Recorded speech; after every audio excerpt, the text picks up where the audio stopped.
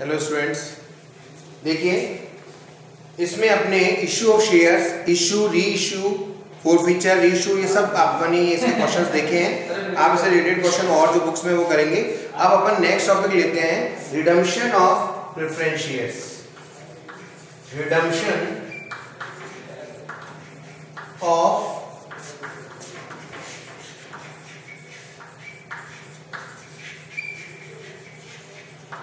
redemption of preference shares. Redemption means repayment to the preference shareholders, called redemption. Repayment to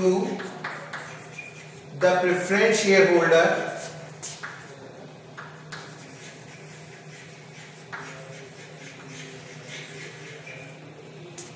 after a specific period we call redemption of preference shares. देखिए company जब से निर्गमित करेगी अंशों को 20 वर्षों तक उसका रिडम्पशन कर सकती है। रिडम्पशन का मतलब हिंदी में होता है शोधन।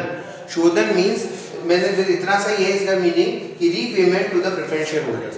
भविष्य में विद इन 20 ईयर्स कभी भी कंपनी उन अंशों का शोधन कर देगी। शोधन करने का मतलब है उनका पैसा दे देगी और वापस वो शेयर कंपनी ले लेगी। It means these car the redemption of preference shares. Redemption of preference shares. अब इसमें अपने जो कंपनी अधिनियम 2013 की जो धारा है 55, उसके अकॉर्डिंग धारा 55 अंडर सेक्शन 55 कंपनी अधिनियम 2013 की अंडर सेक्शन 55 जो धारा है वो ये बताती है कि अधिमान अंशों का शोधन किस प्रकार कर सकते हैं। क्या प्रक्रिया होती है कि अधिमान अंशों का शोधन किया जा सकता है। शोधन का मतलब तो आप समझ ही गए कि repayment to the preference share holder. Simple सा मीनिंग है कि अगर आप उन जो अधिमान अंश आपने निकाल रखे हैं, जनता में इशू कर रखे हैं, उनका आफ्टर अ स्पेसिफिक पीरियड में ये बोल रहा हूँ क्योंकि मान लीजिए कंपनी ने पहले से ही जब इशू किए थे प्रेफरेंस शेयर तब बोल दिया था कि 5 साल में इनको शोधन हो जाएगा, 10 साल में इनका शोधन हो जाएगा, 11 साल में इनका शोधन हो जाएगा। तो वो होता है specific period. After a specific period the company can redeem their preference shares. Redeem का मतलब यही है कि उनको पैसा लौटा दिया जाता है, उनके शेयर वापस ले लिए जाते हैं, फिर किसी अन्य को इशू कर सकते हैं। तो ये रिडम्पशन की जो प्रक्रिया है वो कंपनी अधिनियम में धारा 55 में बताई गई है, जिसमें आप सबसे पहले मैं आपको शोधन करते समय आप लिखें शोधन करने की प्रक्रिया, बस ये लिख लीजिए, प्रोसेस ऑफ रिडम्पशन, शोधन करने की प्रक्रिया। नंबर 1, सबसे पहले ये देखा जाएगा कि जिन अधिमान अंशों का शोधन होना है वे पूर्ण प्रदत्त होने चाहिए, फुल्ली पेड अप होने चाहिए। The shares to be redeemed should be fully paid up. जिन अंशों का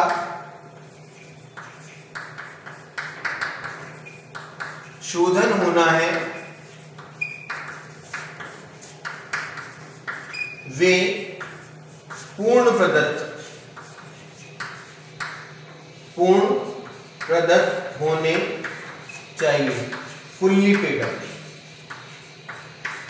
फुल्ली पेड अप होनी चाहिए। अगर वो फुल्ली पेड अप नहीं है तो शोधन करने से पहले उनको फुल्ली पेड अप करना पड़ेगा। फुल्ली पेड अप का मीनिंग तो आप सभी जानते हैं कि अगर 100 रुपए का शेयर है तो पूरे 100 रुपए कंपनी को प्राप्त हुए होने चाहिए। 10 रुपए का शेयर है तो पूरे 10 रुपए कंपनी को प्राप्त हुए होने चाहिए। वो कहलाते हैं फुल्ली पेड अप। अब नंबर 2, जिन अंशों का शोधन होना है, जिन अंशों का शोधन होना है उन्हें प्रेफरेंस शेयर होल्डर अकाउंट में ट्रांसफर किया जाएगा। प्रेफरेंस शेयर होल्डर अकाउंट में ट्रांसफर करेंगे, उसकी एंट्री होगी इतने % redeemable preference share capital account debit देखिए ये परसेंटेज तो मैंने इसलिए लगाया है कि ज्यादातर जो प्रेफरेंस शेयर्स होते हैं उनके परसेंटेज होता ही है 8%, 10%, 12% जो भी होगा वो होगा। इतने percent redeemable preference share capital account debit जिनका शोधन होना है। अगर मान लीजिए शोधन प्रीमियम पर होना है तो premium on redemption account, premium on redemption account also will be debited to preference share holders. Preference shares to be redeemed, transfer to preference shareholders. इसका नरेशन हो जाएगा the preference shares to be redeemed, जिनका शोधन होना है उनको preference share holder account में transfer किया गया। जिनका शोधन होना है पहले इस एंट्री से उनका ट्रांसफर कर देंगे। अब बात आती है कि क्या सर क्या जरूरी है क्या कि प्रीमियम पे होगा शोधन? No, it's not compulsory. अगर प्रीमियम पर रिडक्शन होगा तो ये चीज आ जाएगी, डेबिट हो जाएगा, अदरवाइज केवल हो जाएगा इतने percent redeemable preference share capital account debit to preference share holder. Is it clear? Now number 3, शोधन उपलब्ध लाभों में से, उपलब्ध लाभों में से या नए अंशों के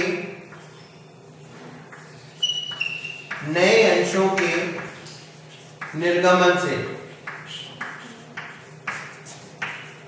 किया जा सकता है। From available profits और from the new issuing of the shares, इससे आपका शोधन कर सकता है। तो शोधन या तो उपलब्ध लाभ हो, अवेलेबल प्रॉफिट्स हो, उनसे हो सकता है, या नए अंशों के निर्गमन से हो सकता है। तीसरी बात ये, तो उपलब्ध लाभ, what is the meaning of available profit? Available profits में होते हैं जैसे P&L account. P&L account is the clear cut available profit. General reserve also in the category of available profit। तो अवेलेबल प्रॉफिट के लिए ये दो तो चीजें होती ही हैं। प्रॉफिट एंड लॉस अकाउंट, अगर मान लीजिए कंपनी की बैलेंस शीट में आप देखें और रिजर्व एंड फंड में आपके पास जनरल उसमें P&L अकाउंट रखा हुआ है, P&L अकाउंट क्रेडिट शेयर, तो वो और जनरल रिजर्व, ये तो अवेलेबल प्रॉफिट्स हैं, इनसे शोधन हो सकता है। और कोई भी रिजर्व जिसे आपको कह दिया है कंपनी ने कि इसको भी हम लाभों के रूप में बांटा जा सकता है, मतलब इस रिजर्व को भी लाभों के रूप में बांटा जा सकता है, वो भी अवेलेबल प्रॉफिट्स की कैटेगरी में आ जाता है। तो मतलब कैसे भी शोधन हो सकता है। शोधन करने के लिए कुछ तो चाहिए ना, फंड तो चाहिए ना, कहां से करेगा? तो वो उसके लिए या तो वो उपलब्ध लाभों से कर ले, या तो उसके पास पड़े हो, कंपनी के पास में जनरल रिजर्व में पैसा पड़ा हो, P&L अकाउंट में पैसा पड़ा हो, या अन्य कोई रिजर्व पड़ा हो उसके लिए, जिसके लिए वो सोच रही है कि इसको हम अवेलेबल प्रॉफिट्स लेकर मानकर और हम शोधन कर सकते हैं। या तो इससे हो सकता है, या नए अंशों के निर्गमन द्वारा पहले पैसा लिया जाएगा मार्केट से और फिर पुराने जिनका शोधन होना है उनका शोधन कर दिया जाएगा। तो नए अंशों के निर्गमन की तो बेटा वो जो सेम एंट्रीज जैसे होती है, ये नए अंशों के निर्गमन की वैसी होती है, लेकिन यदि उपलब्ध लाभों में से शोधन होता है तो फिर क्या एंट्री होती है या कैसे होती है वो मैं आगे बता रहा हूँ आपको। ये नंबर 3 बात थी। पहली बात है कि जिन अंशों का शोधन होना है वो कौन पता होना चाहिए। नंबर 2, उन्हें प्रेफरेंस शेयर होल्डर अकाउंट में ट्रांसफर करेंगे। नंबर 3, इस एंट्री से मतलब नंबर 2 में ये इस एंट्री से करेंगे, और फिर शोधन उपलब्ध लाभों में से या नए अंशों के निर्गमन से कर सकते हैं। अब नेक्स्ट बात आती है नंबर 4 में, इसको इरेज करना पड़ेगा मेरे को, और फिर मैं आपको आगे नंबर 4 घर रहोगे कि जाओगे, घर रहोगे जाओगे कि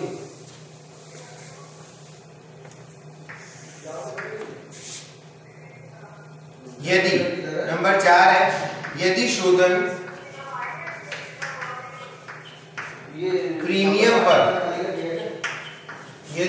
प्रीमियम पर किया जा रहा है तो पहले निम्न प्रविष्टि से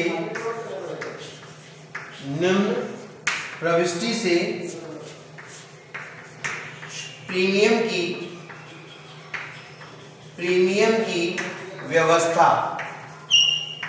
करनी होगी। प्रीमियम की व्यवस्था करनी होगी। कैसे? सिक्योरिटीज प्रीमियम अकाउंट, मान लीजिए कि अगर मान लीजिए कंपनी में पहले से उसके बाद में कोई सिक्योरिटीज प्रीमियम पड़ा है, तो वो जो प्रीमियम का पैसा है वो सिक्योरिटीज प्रीमियम से लिया जाएगा। तो सिक्योरिटीज प्रीमियम अकाउंट को डेबिट कर दिया जाएगा। सिक्योरिटीज प्रीमियम अकाउंट डेबिट, यहाँ से ले। तो अगर यहाँ नहीं हो पैसा सिक्योरिटी प्रीमियम में, तो जो अवेलेबल प्रॉफिट्स हैं उस अवेलेबल प्रॉफिट्स को काम में लिया जाएगा।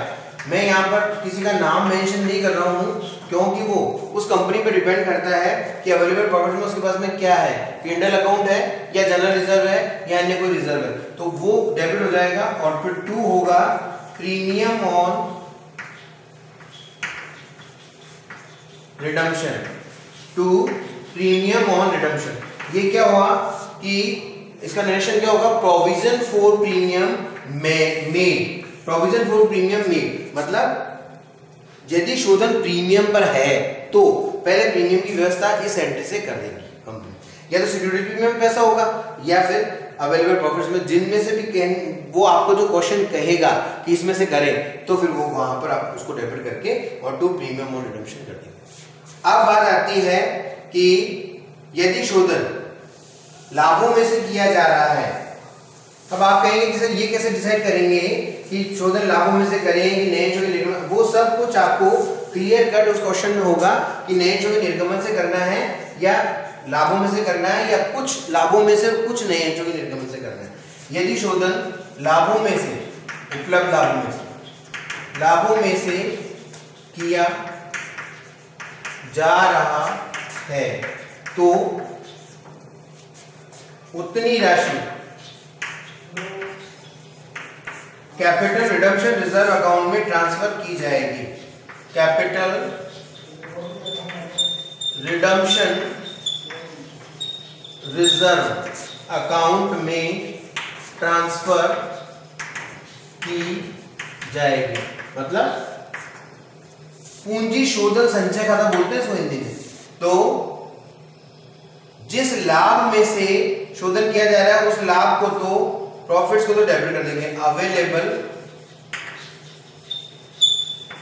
प्रॉफिट्स ये डेबिट हो जाएंगे। मैं यहाँ पे डेबिट लगा रहा हूँ क्योंकि यहाँ पर मैं किसी का नाम नहीं लिख रहा हूँ, मैं लिख रहा हूँ अवेलेबल प्रॉफिट्स। P&L अकाउंट होगा तो वो, जनरल रिजर्व होगा तो वो, कोई और रिजर्व होगा तो वो, सबके नाम आ जाएंगे यहाँ पर और वो डेबिट होंगे। और 2 होगा कैपिटल रिडम्पशन रिजर्व। शॉर्ट में मैंने लिखा है कैपिटल रिडम्पशन रिजर्व। तो लिखेंगे अमाउंट या लिख देंगे जो भी प्रॉफिट ट्रांसफर कर रहे हैं वो profit transfer to capital redemption reserve account.